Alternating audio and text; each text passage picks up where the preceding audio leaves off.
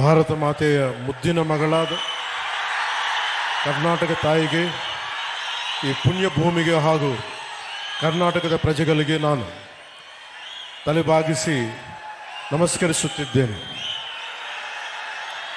ಗೌರವಾನ್ವಿತ ವರಿಷ್ಠಾದ ಮಾಜಿ ಮುಖ್ಯ ನ್ಯಾಯಮೂರ್ತಿಗಳು ಮತ್ತು ಭಾರತದ ಸುಪ್ರೀಂ ಕೋರ್ಟ್ನ ಮಾಜಿ ನ್ಯಾಯಮೂರ್ತಿಗಳು ಶ್ರೀ ಜಸ್ಟಿಸ್ ವಿ ಗೋಪಾಲ್ ಗೌಡ ಅವರು,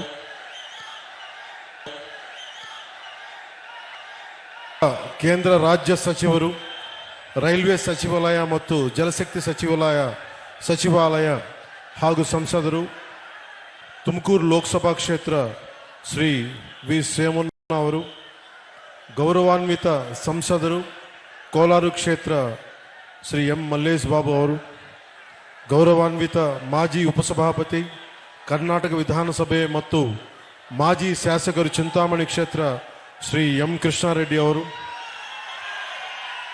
ಅನಿತಾ ಚಾರಿಟಬಲ್ ಟ್ರಸ್ಟ್ ಅಧ್ಯಕ್ಷರು ಡಾಕ್ಟರ್ ಎನ್ ಯುಧಿಷ್ಠರ್ ಅವರು, ಲಿಯೋ ಕ್ಲಬ್ ಆಫ್ ಮಾರ್ಗ್ ಅಧ್ಯಕ್ಷರು ಶ್ರೀ ನವೀನ್ ಜಿ ಕೃಷ್ಣ ಅವರು ಮತ್ತು ವೇದಿಕೆ ಮೇಲೆ ಉಪಸ್ಥಿತರಿರುವ ಇತರ ಹಿರಿಯ ವಕೀಲರು, ಸಾಮಾಜಿಕ ಕಾರ್ಯಕರ್ತರು ಹಾಗೂ ಇತರ ಗಣ್ಯರಿಗೆ, ಮಾಧ್ಯಮ ಮಿತ್ರರಿಗೆ, ಚಿಂತಾಮಣಿಯಲ್ಲ ನನ್ನ ಸಹೋದರ ಸಹೋದರಿಯರಿಗೆ,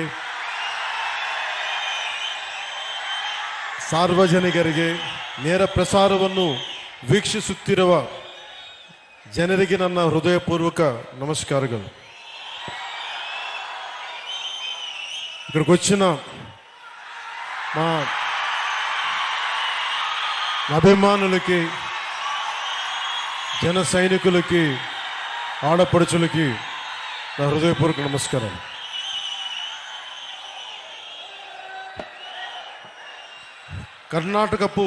ಕರ್ನಾಟಕವು ಅದ್ಭುತ ಪರಂಪರೆ, ಸಂಸ್ಕೃತಿ ಮತ್ತು ಹಲವು ಪ್ರತಿಭೆಗಳಿರುವ ನಾಡು.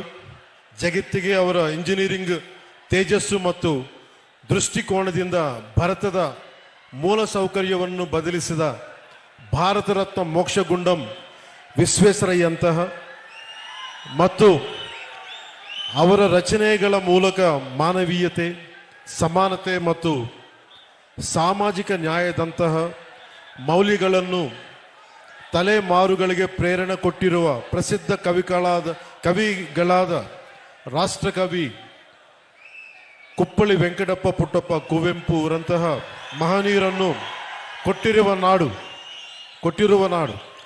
ಕರ್ನಾಟಕದ ಜನರು ಯಾವಾಗಲೂ ತಮ್ಮ ಶ್ರಮ, ಸೃಜನಶೀಲತೆ ಮತ್ತು ಪ್ರಗತಿಯ ಕಡೆಗೆ ಪ್ರತಿಬದ್ಧ ಇರುವವರು.